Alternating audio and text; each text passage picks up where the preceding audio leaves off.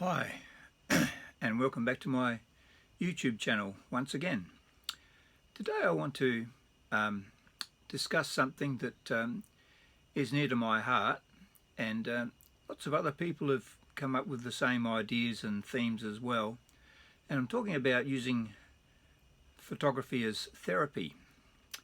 And there are people who have written books about this and training programs on how to use photography as therapy, and also in many ways it is used in people dealing with mental health issues and all sorts of conditions, depression, and even just recently I was watching on F-Stoppers and there was an article by one Gary McIntyre, who is a landscape photographer, I think, and suffers from tinnitus from listening to rock music, he says, I think, in his youth. And tinnitus, of course, is a constant ringing in your ears, which for the people who suffer from it, I believe it's very annoying.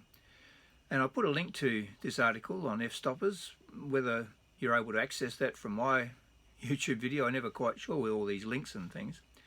But he talks about how when he's out doing his photography, his landscape photography, he doesn't realise the symptoms are there. They've disappeared while he's absorbed in doing what he's doing with photography.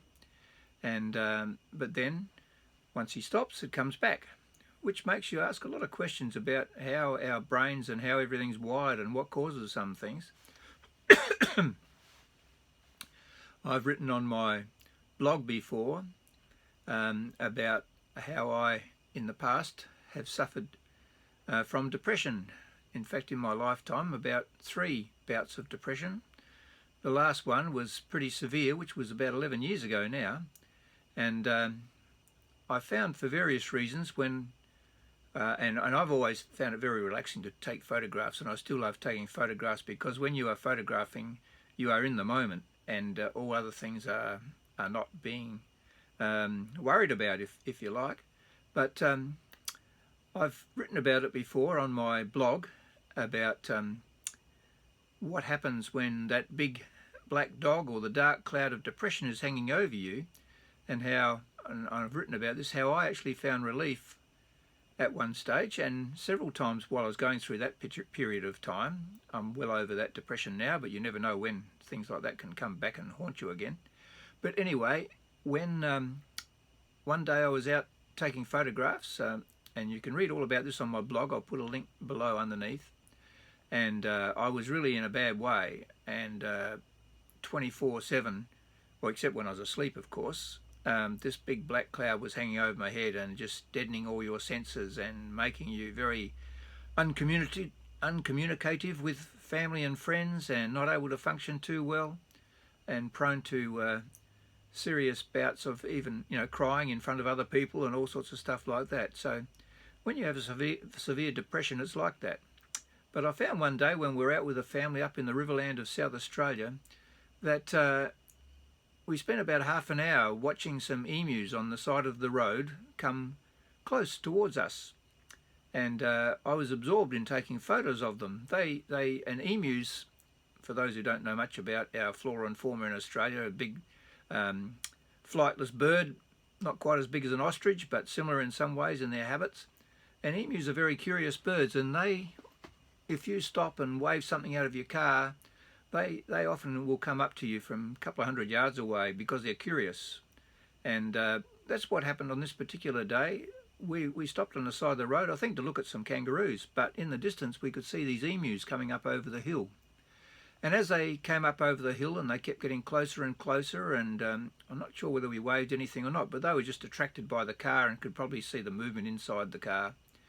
And they came up right up close, and all the time I started taking photos from a distance, and as they came closer and closer, with my Canon 400D I think I was using at the time, and then they crossed the road in front of us, and I took more photos. And all that time, for about half an hour while I was doing that, my symptoms that had been so severe half an hour beforehand were completely gone while I was actually doing it. But as soon as we stopped and went on our way, back came all the symptoms again. It's a curious thing, isn't it? And I found that when I was out taking photos at that stage, that would happen again. In fact, I did a wedding once when I was at the height of this depression, when it really hit me, and I couldn't really get out of photographing the wedding. My wife came with me, and if she hadn't have been there, I doubt whether I would have got through it. But I was trained enough in my own mind on how to do wedding photography that in between the bouts of the big black dog hitting me right over the head with a hammer, I was able to concentrate on what I was doing, and the symptoms would go away while I was taking the shots at the various locations.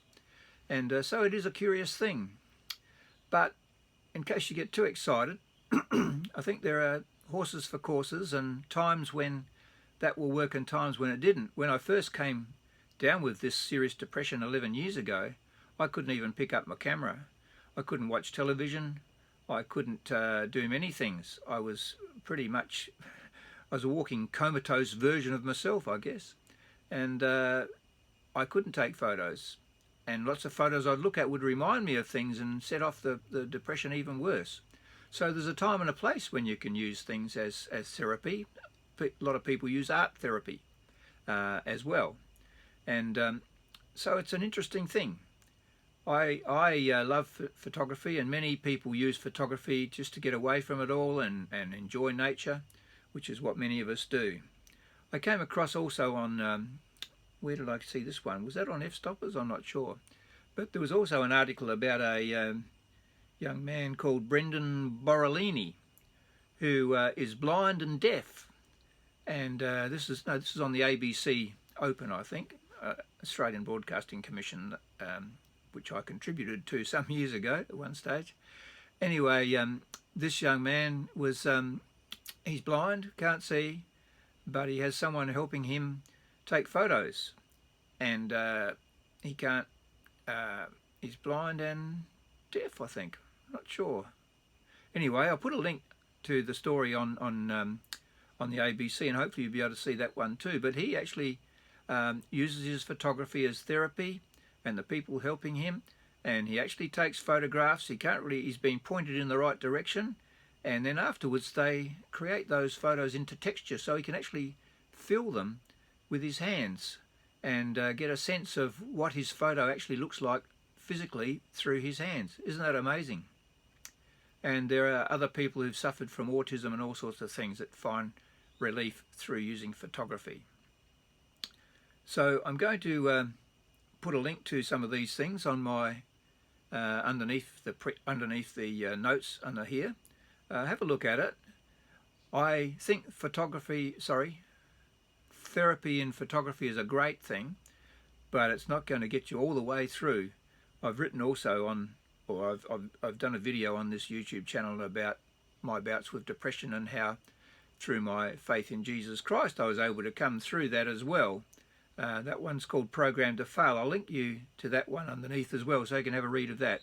So I guess by putting this up today, I'm just stimulating your thoughts.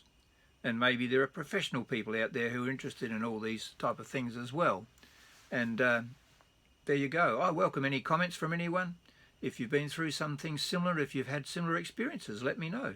I'd be interested to hear what your experience is. And if you are at the moment really battling depression, there is a way out.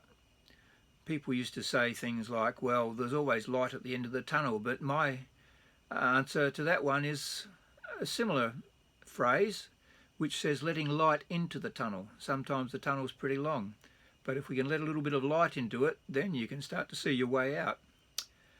And I won't say any more. You can read a lot more on the links that I've put there and watch these other videos by these other guys. And I hope it's been helpful for you today. So if you have liked this, subscribe if you wish, and I'll see you next time. Thanks for watching.